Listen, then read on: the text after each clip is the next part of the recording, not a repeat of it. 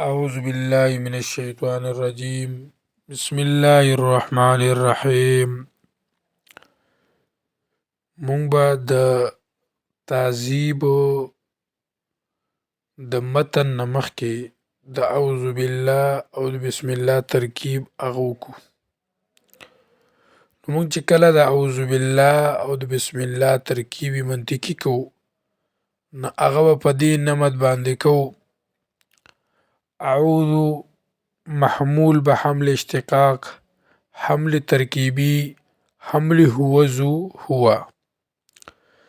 ضمیر د رو مستتر موضوع جزئی نزد مطهرین و کلی نزد متقدمین. بالله مرکب غیر تقییدی متعلق محمول. موضوع با محمول و متعلق محمول قضیه حملیه ثنائیه شخصیه محسوسه نزد مطهرین و محمله نزد متقدمین خارجیه بیتیه غیر معدوله محصله موجبه. دا د اعوذ بالله چې کوم دی هغه ترکیب شه. اوس ورپسې مونږه د بسم الله ترکیب هغه ذکر کوو. بسم الله ترکیب چې به تاسو کله کوئ نو هغه په داسې نمت او په داسې طریقه باندې تاسو ترکیب منطقي د بسم الله کوئ. بسم الله الرحمن الرحیم.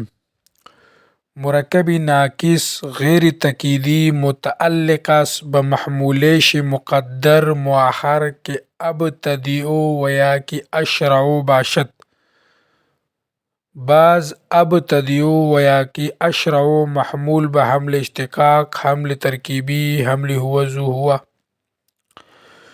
ضمیر در رو مستتر موضوع جزئی نزد مطهرین و کلی نزد متقدمین. موضوع با محمول و متعلق محمول قضیه حملیه ثنائیه شخصیه محسوسه نزد مطهرین و محمله نزد متقدمین خارجیه بیتیه غیر معدوله محصله موجبه. دا ترکیب د اعوذ بالله او د بسم الله شه. اوس مونږه د متن ترکیب د تعذیب هغه شروع کوو. نو هغې کې اول ترکیب مونږ د الحمدلله هغه ذکر کوو. اول وی الحمدلله الذي هدانا، داسې عبارت تعذیب والا ذکر کوي. نو اول ترکیب به مونږ د چا ذکر کوو؟ د الحمدلله ترکیب اول به ذکر کوو.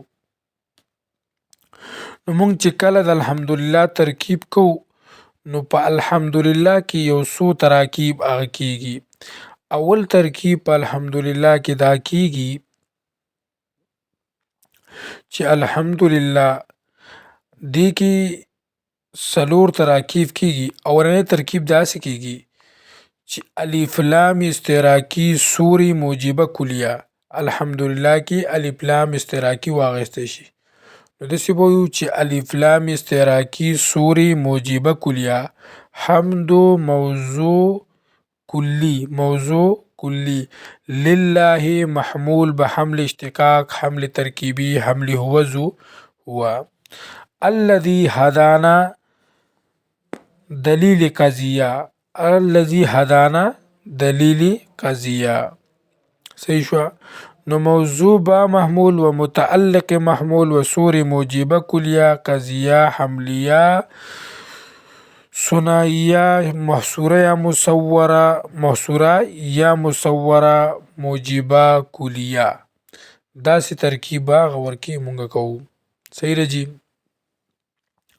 دویم ترکیب چې کله مونږ کوو نو هغه په دې نمت باندې کوو. کله چې په الحمدلله کې مونږ الف لام عهد خارجي والو نو بیا به داسې ترکیب کوو. الحمد موضوع جزئی، لله محمول به حمل اشتقاق، حمل ترکیبی، حمل هوزو هو. الذي هدانا متعلق محمول دلیل قضیه. صحیح شو. نو موضوع با محمول و متعلق محمول قضیه حملیه ثنائیه شخصیه محسوسه موجبه. دا ترکیب وکړو جی. نورې هغه قضیې نور اقسام هم پکې جوړیږي خو صرف نن سبق چې کوم دی هغه مونږه دومره ویلی دی نو دومره پکې لګوو. صحیح ده جی. بل ترکیب چې کوم دی هغه دا دی چې کله په دې کې عادي ذهني واغستی شي الف لام نو بیا به داسې ترکیب مونږ کوو الحمد موضوع کلی لله محمول به حمل اشتقاق حمل ترکیبی حمل هو ذو هو موضوع با محمول و متعلق محمول قضیه حملیه ثنائیه مهمله نزد مطهرین مهمله نزد مطهرین موجبه دا ترکیب به مونږ کوو چې کله الحمدلله کې الف لام جنسي والو نو بیا به داسې وایو چې الحمد موضوع کلی لله محمول به حمل اشتقاق حمل ترکیبی حمل هو ذو هو موضوع با محمول و متعلق محمول قضیه حملیه ثنائیه محمله قدامایه موجبه دا ترکیب مونږ چې کوم دی کوو نو په الحمدلله کې دومره ترکیبونه چې کوم دی هغه شو. صحیح جي نور سبق به بیا وایو.